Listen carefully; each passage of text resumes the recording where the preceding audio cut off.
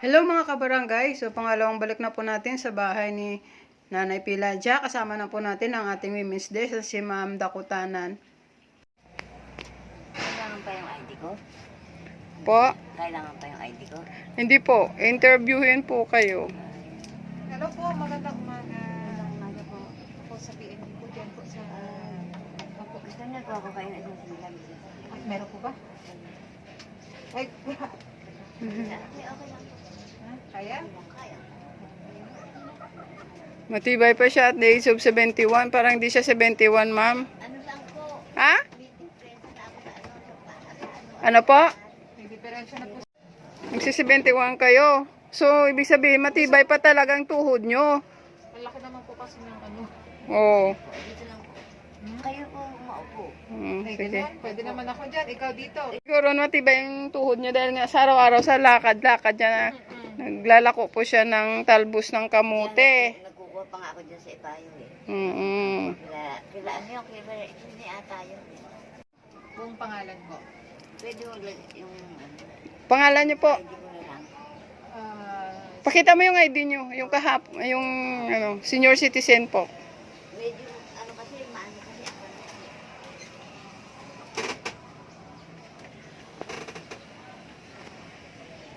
Ano po ako?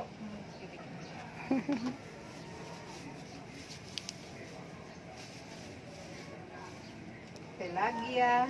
Yes, bebebe. Tama po ba? Santiago ang ano ko eh, ng pagdadalaga. Okay.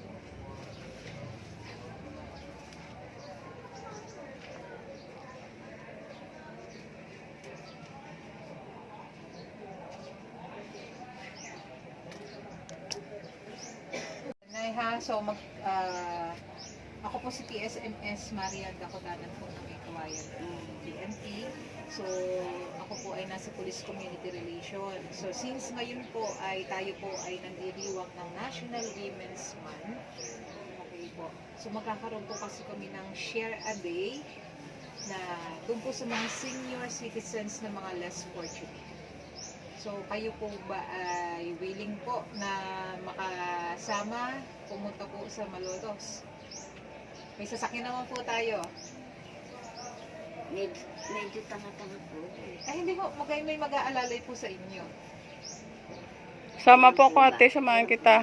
Sa 14 pa po yan. 14. Yes po. Apo. Tapos po, Nay, ang pangalan niyo po ay Pelagia S. de Belen. Okay. Kumagana pa pala ni Janice de Belen niya. 64 years old po. Ano? Yun yung ID lang po yan. Sa ID. Pero ilang taon na po kayo ngayon? Ano, 71 na ako na Seven, Agosto. okay, 71. Kailan po ang birthday niyo? Agosto, 28 po eh. August 28 po. Okay. 1952 yun eh. 1952. Okay po. Nay, sino po ang kasama niyo dito? Anak ko lang po. Ilan po kayo? Dalawa lang po kami kasi malalayo yung mga pamilya ng mga anak ko. Ilan po ang anak ninyo? Wala na, dalawa na patay. So, ibig po sabihin, tatlo po ang anak ninyo, patay na po yung dalawa. Hindi, Oh. yung anak ko na yun, puro lalaki. Okay po, 6. Opo. Okay po. Yung isa na ampon, wala sa akin, hindi ako nag-ano. Bali ang nasa akin, wala na eh. Nasa Pungkan, nasa Bisaya yung isa. So, may mga pamilya na May po pamilya sila. po yun. Okay, so ang kasama niyo po rito, Isa isang lang, anak isa niyo. lang po. Yung pang-lima ko, yun ay pang-lima ko. Okay. So, ano pong hanap buhay po ng anak? Nagtutubig. Nagtutubig. Yung ano po, yung mineral. Ano siya, crew siya doon sa mineral. Sa kay ano ba? Kay Tracy. Kay Consi Presi, doon po siya. Hey, ma'am. So, ano siya, Ma'am. nagtatrabaho siya sa... Ma'am, start ulit. Nagtatrabaho na. I-press mo na lang. So, ibig sabihin po sa water refilling station po. No? Mm. Water refilling. Wala pong pamilya? Wala, hiwalay po. Live-in dati. Ikaw, Nay, may asawa o byuda o Ano nung nag-byuda ako, ano 45 lang. 45? Opo, nung nag-byuda na ako. Talaga na. ano po ang saan po kayo kumukuha ng source of income ninyo? Ano pong Ano po? pinagkakaabalahan ninyo? Kung minsan naglalako nga po, Naglalako po kayo ng mga angkong, naglalako ng talbos, so minsan. gulay po. Gulay. Dati manlalabong po ako, ngayon hindi ko na kaya yun eh. Yung nalalabong ba ako, eh wala nang kuwayan dito sa amin. Wala nang kuwayan. Dati maglalako talaga. So, kamusta naman po yung inyong pakiramdam ngayon? Okay naman, kaya lang, pagka nagkakaedad pa lang, maano na din pala. Madali nang mapagod. So, wala naman po kayo ibang sakit? Yun lang, yung sa rayuma po ninyo? Dati nagpa-check up din ako eh, dyan sa center natin. Ang sabi sa akin, meron daw ako sakit sa dito, infection nga daw sa pag-ibig. Na ano nga ako, na doktor nga ako. Opo. Akala ko yung balakang, mga balakang, mga ganyan. Kaya hindi nag-aano eh. Okay. Nagpag-doktor kasi ako 2 beses. Opo. Yun, ganyan ako. So, ngayon maayos naman ang Maayos naman. ito pong bahay ninyo, pag-aari po ninyo? Oo, ang lupa sa pinsan ko. Para pinsan ko.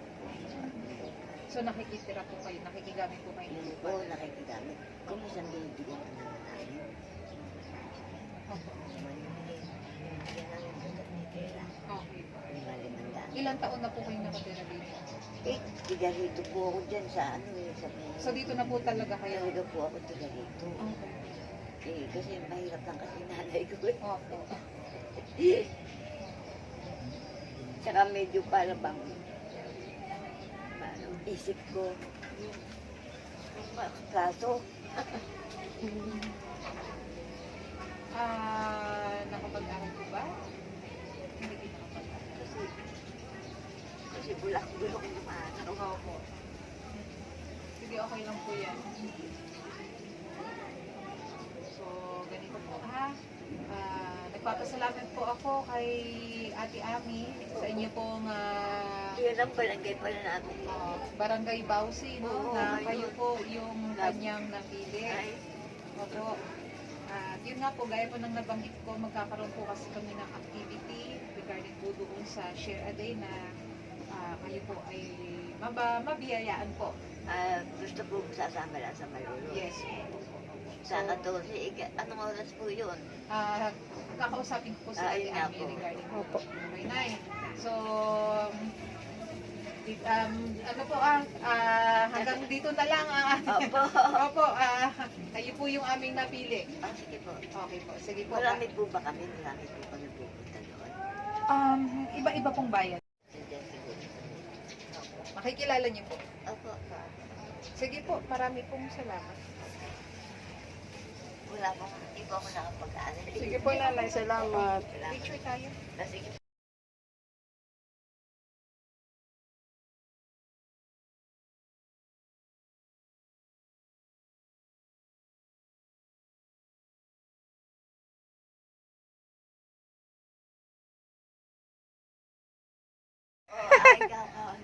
Kapangalan po. Pangalan po. Sige po. Salamat po. Sige po. Bye-bye, nanay. Barangay ano namin. Opo. Bago kayo Po? Hindi ko kayo gaano nakikilala. Hindi po. Kasi ako punta ng barangay. Dahil po kayo kung si Nene po. Oo. Opo. Sige po, nanay. Ingat po. So, thank God po, pumasa si nanay sa final interview and evaluation. So, pagdating sa March 14, susunduin namin po siya at dadalhin doon sa lugar kung saan tatanggapin niya ang kanyang ayuda. So, thank you for watching.